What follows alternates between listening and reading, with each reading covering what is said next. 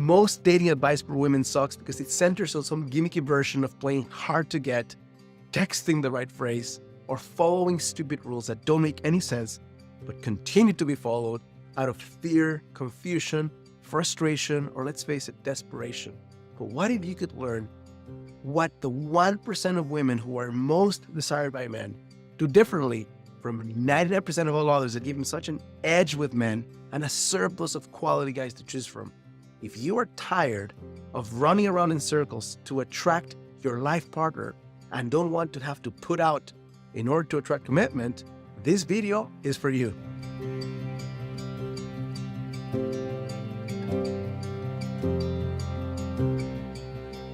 I'm convinced that most women who are single could make a gigantic 180-degree shift if they change their mindset a little bit and express more of the truth of who they are to others. But before I share the 6 shifts, the differences between women who get all the attention, all the desire, and the commitment from men, and those who don't, I need you to know there's 3 major myths you need to break free from to fully embody these stances. And the first one is the myth of the supermodel. Most women believe at some level of the subconscious that they need to look in a very specific way in order to attract the desire and the pursuit for men. Yes, women who have a specific physique attract some interest and attention, but it's not sustainable long-term if the inspiration doesn't come from within. And as a prime example, you have women who are the life of the party and all guys want to connect with them when they're in their 20s, and then 35 comes along or 40 comes along and there's crickets. Why? Because it was a superficial cosmetic connection and not really coming from within. Second myth you need to break free from is the myth of the sexual hypnosis.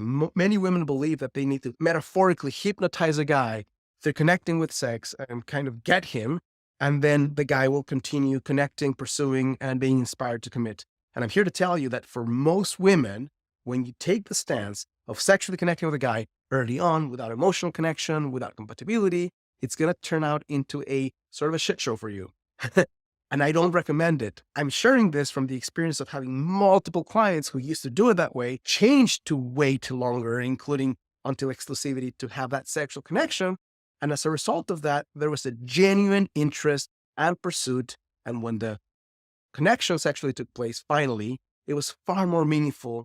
And the guy didn't run away. The guy wanted to stay and connect and go for more. The third myth that you need to break free from is the myth of it's not in the cards for me.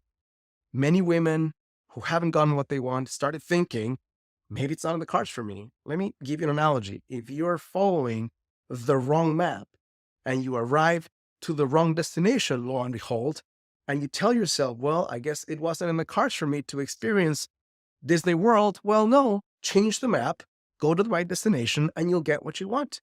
Being in the cards for you, if you change your mindset, if you change your strategy, if you change the way you vet men, you can go from I haven't gotten the guy I want for a decade to finally getting men who are awesome and choosing the best fit for you to go all the way.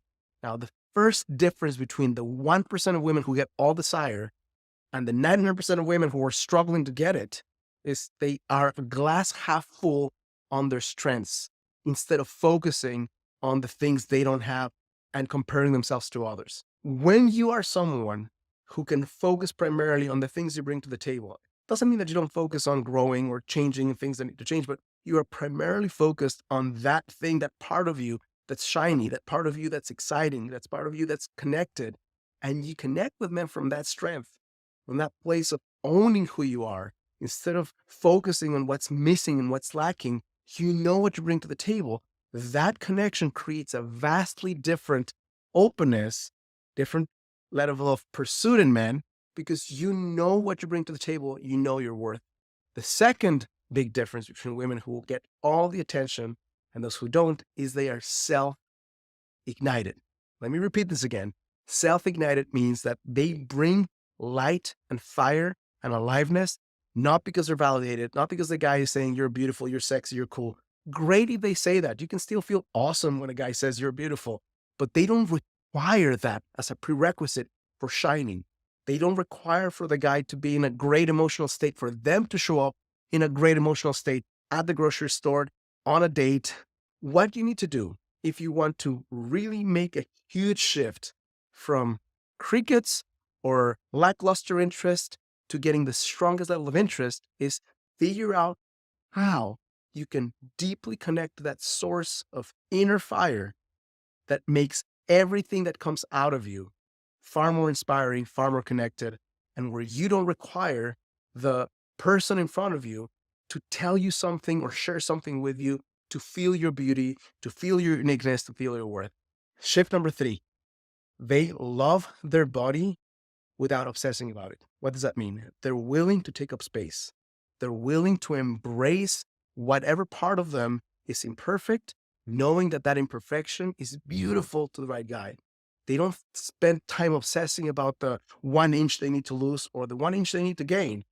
They know that they have something that's intrinsically beautiful that men who are of the right fit will really connect with. And with that level of confidence, with that level of self-assurance, with that level of embodying that sensuality, which is connected to their senses, they go out and they take up the right amount of space, not more, not less. They're not apologetic about their stance.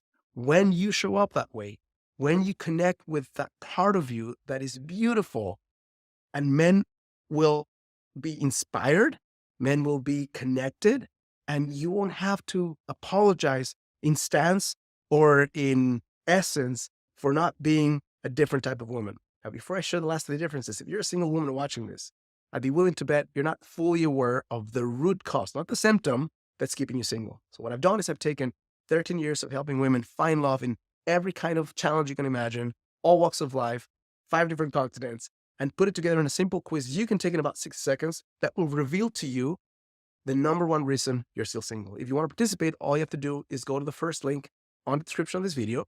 You will see a page that looks like this, answer a few simple questions, and in 60 seconds or so, you'll have the answer to the question, why you're still single, and also a custom report that will share with you the number 1 thing you can do starting today to reverse the trend you're on and attract the guy you want in a fraction of the time. The 4th difference is women who get all the desire know how to inspire openness in a man. And there's a couple of primary virtues that help them do this. The first one is non-judgment. Now, non-judgment doesn't mean that you're going to continue connecting with a guy who doesn't fit your standards or who's not the right type of guy for you. It just means that you don't look at him as less than. You don't get all hyped up because he's showing up differently than you think he should. You simply are willing to create the space for him to share the truth of who he is, for him to ask the right questions without forcing them, ask the right questions without judging him, and then be very present when you do this. You're not forcing, you're simply open to hear what he has to say because you're not judging. He's willing to share more. He's willing to be more vulnerable because you are vulnerable in return. It's a back and forth dance that creates high level of connection with a man where he feels safe to be himself. He feels safe to reveal himself to you. He feels safe to be seen and acknowledged and experienced, and so do you. That dance makes a gigantic shift between someone finding you interesting and someone finding you irresistible, because it's something all men are craving, and not every woman has the capacity or the willingness to go for. Number 5, they don't take shit from men. And by that, I don't mean they don't have to go about shouting and slapping people metaphorically. They just have standards. They have values and standards and boundaries that when guys show up in a way that's disrespectful, that is not acknowledging what they need, they're able to share it. Here are my needs. Here's what I need going forward. It's not do this or else. It's I'm happy if you do this. If you don't do this, I will move away from this. You don't have to threaten anyone. You just have a very clear stance of what you need in dating, what you need in connection, what you need in communication, what you need in intimacy for you to feel safe, for you to feel seen, for you to feel respected.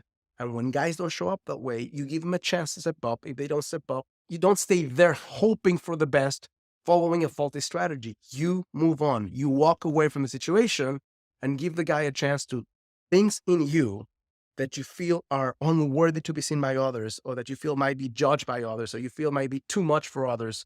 And those are the very things that the right guy is going to find appealing, irresistible, attractive, different.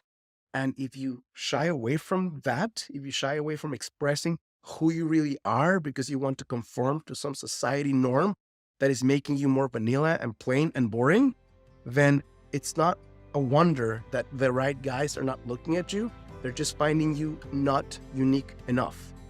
And it's not because you're not unique enough, it's because you're hiding your uniqueness. So when you're willing to go all in on your strengths, your weirdness, your quirkiness, your differences, and you know that that will make the right guys want you more, and the guys who are not a fit for you repel more from you, and it's okay. You don't have to have every guy want you. Then you're free to be yourself. And as you are yourself, he will open up to be his true self as well. Hope this is helpful and useful and insightful.